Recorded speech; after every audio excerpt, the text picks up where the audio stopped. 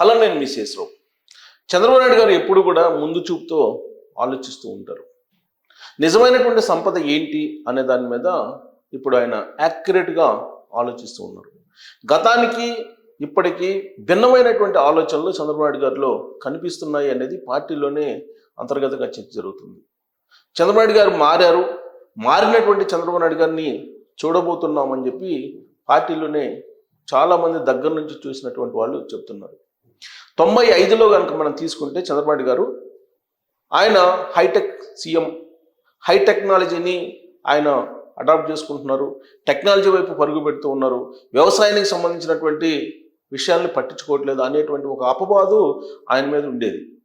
ఆ రోజున చాలామంది చంద్రబాబు గారి గురించి కంప్యూటర్ కూడు పెడుతుందా, వ్యవసాయాన్ని నిర్లక్ష్యం ఎందుకు చేస్తున్నారు అనేటువంటి ఒక క్యాంపెయిన్ బలంగా చేశారు. దాంతో 2004 ఎన్నికల్లో ఆయన అధికారాన్ని కోల్పోవాల్సినటువంటి ప్రమాదం ఏర్పడింది. అందుకే ఇప్పుడు సంపద సృష్టించి ఆ సంపదను ప్రజలకు పంచి తద్వారా మళ్ళీ గెలవాలి అనేటువంటి ప్రయత్నం చేస్తున్నారు. సంపద సృష్టించడం అంటే ఏంటి, అసలు సంపద అంటే ఏంటి అనే దాని మీద ఆయన ఆలోచన తీరు ఇప్పుడు మారిపోయింది కంప్లీట్గా. తాజాగా అధికారులతో రివ్యూ సమావేశం పెట్టినప్పుడు ఆరోగ్యం ఉండాలి, ఆరోగ్యం ఉంటేనే సంపద వస్తుంది అనేటువంటి కాన్సెప్ట్ని ఆయన ఇంట్రొడ్యూస్ చేస్తున్నారు. ఇప్పుడు ఎప్పటి నుంచో ఒక సూక్తి ఉంది, ఆరోగ్యమే మహాభాగ్యం అని చెప్పి. ఎంత సంపద ఉన్నప్పటికీ కూడా ఆరోగ్యం లేకపోతే దానివల్ల ఉపయోగం లేదు. అందుకే ఆరోగ్యం కోసం ఆంధ్రప్రదేశ్ని మొత్తం టోటల్గా మార్చేయాలి, ఆరోగ్యం దిశగా అనేటువంటి ఒక ప్రయత్నం చేస్తున్నారు. సహజంగా కూడా ఆరోగ్యం బాగా ఉంటే, పర్ఫెక్ట్ ఆరోగ్యంగా ఉంటే మనిషి ఆలోచనలు కూడా మంచి వస్తూ ఉంటాయి. తద్వారా మానవ శ్రమశక్తి ఏదైతే ఉంటుందో ఆ శ్రమశక్తి కూడా ఎక్కువగా సంపదను సృష్టించడానికి ఉపయోగపడుతుంది. అందుకే ఇప్పుడు చంద్రబాబు నాయుడు గారు దాని మూలాల్లోకి వెళ్ళారు. సంపద సృష్టి అంటే కేవలం డబ్బులే కాదు, ఏ కరెన్సీ కాదు, లేదా సంక్షేమ పథకాలని అమలు చేయటమే కాదు, ఆరోగ్యమే మహాభాగ్యం. ఆరోగ్యం ఉన్నప్పుడే సంపద, అదొక సంపద. ఆరోగ్యం అనేది విలువ కట్టలేనటువంటి సంపద. అందుకే దానికి ఇప్పుడు ప్రాధాన్యత ఇస్తున్నారు చంద్రబాబు నాయుడు గారు. డిజిటల్ హెల్త్ కార్డులను ఇష్యూ చేస్తూ ఉన్నారు. ప్రతి కుటుంబానికి హెల్త్ చెకప్ చేసేటువంటి ఒక ఏర్పాటును సిస్టమ్ను తీసుకొస్తున్నారు. ఆల్రెడీ ఇప్పటికే ఆసుపత్రులకు సంబంధించినటువంటి మెరుగైన సౌకర్యాలు కల్పించాలనేటువంటి ఆలోచన చేస్తూ ఉన్నారు. ఎయిమ్స్ లాంటి అధునాతన టెక్నాలజీతో కూడినటువంటి ఆసుపత్రి ఇప్పుడు ఆంధ్రప్రదేశ్లో ఉంది. ఎయిమ్స్కి మరిన్ని హాస్పిటల్స్ కూడా అనుసంధానం చేసి తక్కువ ఖర్చుతోటి మెరుగైనటువంటి వైద్యాన్ని అందజేయాలి అనేటువంటి కాన్సెప్ట్ని చంద్రబాబు గారు తీసుకొస్తున్నారు. గ్రామీణ ప్రాంతాల్లో కూడా ఫ్యామిలీ డాక్టర్ కాన్సెప్ట్ని ఆయన తీసుకొస్తూ ఉన్నారు. డిజిటల్ కార్డుల ద్వారా ఎవరికి వాళ్ళకే అంతకుముందు ఉన్నటువంటి వాళ్ళకి అనారోగ్యాలు ఏంటి, వాళ్ళకి వైద్యం ఎక్కడి నుంచి స్టార్ట్ చేయాలి, ఇవన్నీ కూడా డేటా పొందుపరుస్తూ ఉన్నారు. డేటా అనేది ఒక పెద్ద ఒక సంపద. ఆ డేటా అనేది ఎనలేనటువంటి సంపద అని చెప్పి ఆయన చెప్తూ ఉన్నారు. ఇప్పుడు ఆర్టిఫిషియల్ ఇంటెలిజెన్స్ వచ్చింది. ఈ ఆర్టిఫిషియల్ ఇంటెలిజెన్స్ అనేది అసలు టోటల్ ప్రపంచాన్ని మార్చబోతుంది అనేది ఆయనకు ఉన్నటువంటి విజన్. ఆ ఏఐని అందిపుచ్చుకోవాలి, ఏఐ ద్వారా ప్రతి రంగంలో కూడా అభివృద్ధి సాధించాలి అనేటువంటి ఆలోచనతోటి చంద్రబాబు నాయుడు గారు ఒక దిశానిర్దేశం యంత్రాంగానికి చేయడం జరిగింది.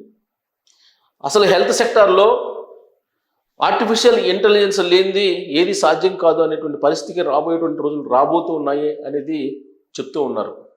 95లో కూడా ఆయన ఒక మాట చెప్పేవాళ్ళు ప్రతి వేదిక మీద, అలాగే ప్రెస్ మీట్లలో కూడా, ఇంటికి ఒక సాఫ్ట్వేర్ ఇంజనీర్ ఉండాలి అని చెప్పేవాళ్ళు. రాబోయేటువంటి రోజుల్లో సాఫ్ట్వేర్ అనేది ఒక పెద్ద విప్లవం రాబోతుంది, అదే సంపదను సృష్టిస్తుంది అని చెప్పేవాళ్ళు అప్పట్లో. ఆ మాటలు విని చాలామంది ఆయన్ని విమర్శించినటువంటి వాళ్ళు, ఆరోపణలు చేసినటువంటి వాళ్ళు ఉన్నారు. కానీ ఇప్పుడు పరిస్థితి చూస్తే కంప్యూటరే కూడిపెడుతుంది, సాఫ్ట్వేర్ ఉద్యోగమే ఇప్పుడు ఉపాధి కల్పిస్తూ ఉంది. ఇప్పుడు ఆ రోజు చంద్రబాబు నాయుడు గారు 25 సంవత్సరాల క్రితం చెప్పినటువంటి మాటలు గుర్తొస్తూ ఉన్నాయి. సో కాబట్టి ఆయన ఎప్పుడైనా సరే రాబోయేటువంటి రోజుల్ని ఊహించి ఎలా ఉండబోతుందో అని చెప్పి ఆయన విజన్ని ఆవిష్కరిస్తూ ఉంటారు. ఆ విజన్కి అనుగుణంగా సమాజాన్ని తీసుకెళ్లాలని ప్రయత్నం చేస్తూ ఉంటారు. ఆంధ్రప్రదేశ్ సమాజాన్ని ఏఐ దిశగా అడుగులు వేయించాలి అనేటువంటి ప్రయత్నం చేస్తూ ఉన్నారు. ఆరోగ్యానికి సంబంధించి, హెల్త్ సెక్టార్కి సంబంధించి దాంట్లో ఆర్టిఫిషియల్ ఇంటెలిజెన్స్ అనేది కీలక భూమిక పోషించబోతుంది రాబోయేటువంటి రోజుల్లో అనేది ఆయనకున్నటువంటి సమాచారం. దాన్నే ఇప్పుడు ఆయన ప్రజలతో షేర్ చేసుకుంటూ ఉన్నారు. సంపద అంటే కేవలం కరెన్సీ లేదంటే రియల్ ఎస్టేట్ వ్యాపారంలో భూముల రేటు పెరగడాలు ఇవి కాదు. ఆరోగ్యాన్ని కాపాడుకోవాలి. ఆరోగ్యాన్ని కాపాడుకోవాలంటే మనం టెక్నాలజీని కూడా, డేటాని కూడా సేవ్ చేసుకోవాలి. డేటా అనేది అతిపెద్ద సంపద అని చెప్పి ఆయన భావిస్తూ ఉన్నారు. డేటా లేకుండా రాబోయేటువంటి రోజుల్లో ఏ పని చేయలేము అని చెప్పి చెప్తూ ఉన్నారు. అలాగే ప్రతి ఇంట్లో ఆర్టిఫిషియల్ ఇంటెలిజెన్స్ గురించి తెలిసినటువంటి వాళ్ళు, ఆర్టిఫిషియల్ ఇంటెలిజెన్స్ మీద కోర్సులు చేసినటువంటి వాళ్ళు ఉండాల్సిందే రాబోయేటువంటి రోజులు అని చెప్తున్నారు. ఒకప్పుడు సాఫ్ట్వేర్ ఇంజనీర్ అనే వాళ్ళు ఒక్కళ్ళైనా సరే ఇంట్లో ఉండాలనే నినాదం వినిపించినటువంటి చంద్రబాబు నాయుడు గారు ఇప్పుడు ఆర్టిఫిషియల్ ఇంటెలిజెన్స్కి సంబంధించి తెలిసినటువంటి వాళ్ళు ఇంటికి ఒకళ్ళు ఉండాల్సిందే.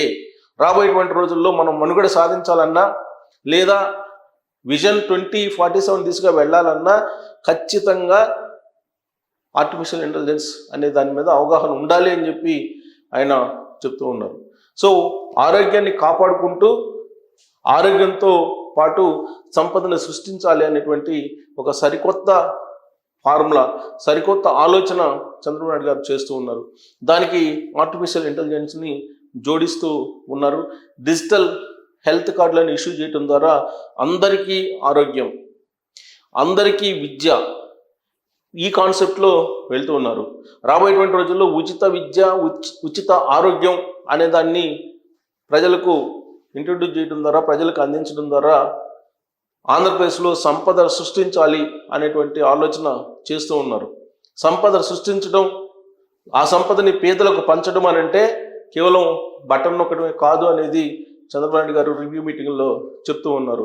ప్రతి ఒక్క పేదల్ని ఆరోగ్యంగా ఉంచగలిగితే అదే పెద్ద సంపద అని చెప్పి చెప్తూ ఉన్నారు.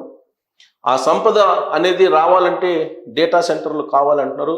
అందుకే కార్పొరేట్ సంస్థలు పెట్టుబడులు పెట్టడానికి ఆంధ్రప్రదేశ్కి వస్తున్నాయి. డేటా సెంటర్స్ను ఏర్పాటు చేస్తూ ఉన్నారు. రాబోయేటువంటి రోజుల్లో టెక్నాలజీ ద్వారా సంపదను సృష్టించి దాన్ని పేదలకు పంచాలని చెప్తూ ఉన్నారు. ఎవరైతే సమాజంలో 10% టాప్లో ఉన్నారో వాళ్ళు అట్టడుగున ఉన్నటువంటి 20% పీపుల్ని ఆదుకోవాలి అనేటువంటి కాన్సెప్ట్ని కూడా తీసుకొస్తూ ఉన్నారు. దానికి P4 ఫార్ములాను కూడా జోడిస్తూ ఉన్నారు ఆయన. సో ఇవన్నీ వికసిత్ భారత్లో భాగంగా విజన్ 2047 దిశగా వెళ్తూ ఉన్నారు. ఆంధ్రప్రదేశ్ని సంపూర్ణమైనటువంటి ఆరోగ్య ఆంధ్రప్రదేశ్గా తీసుకెళ్ళాలి అనేది. హ్యాపీ సండే కూడా ఇంట్రొడ్యూస్ చేస్తున్నారు. రాబోయేటువంటి రోజుల్లో ఉగాది నుంచి హ్యాపీ సండే కార్యక్రమాలను నిర్వహించబోతూ ఉన్నారు. డెన్మార్క్ ఇప్పుడు హ్యాపీయెస్ట్ కంట్రీగా ఇండెక్స్లో నిలిచింది. సో దాని తరహాలోనే ఆంధ్రప్రదేశ్ని హ్యాపీయెస్ట్ స్టేట్గా నిలపాలి అనేటువంటి ఒక ఆలోచన చంద్రబాబు నాయుడు గారు చేస్తున్నారు. ఇంతకుముందు ఆయన జీడిపి లెక్కలు, తలసరి ఆదాయం ఇవే చెప్పేవాళ్ళు.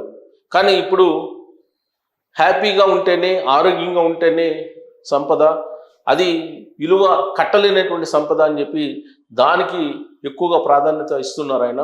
సో రాబోయేటువంటి రోజుల్లో ఆరోగ్యమే మహాభాగ్యం, అందుకోసం డేటా అనేది ఒక పెద్ద సంపద అని అంటున్నారు. మరి చంద్రబాబు గారు చెప్పినటువంటి సంపద సృష్టి అనేది ఇలానే ఉంటుందా, లేదంటే కరెన్సీ రూపంలో మీరు ఎక్స్పెక్ట్ చేస్తున్నారా? ఏ రూపంలో ఎక్స్పెక్ట్ చేస్తున్నారు సంపద సృష్టి అనేదాన్ని? మీరు మీ అభిప్రాయాన్ని తెలియజేయచ్చు. Thank you very much.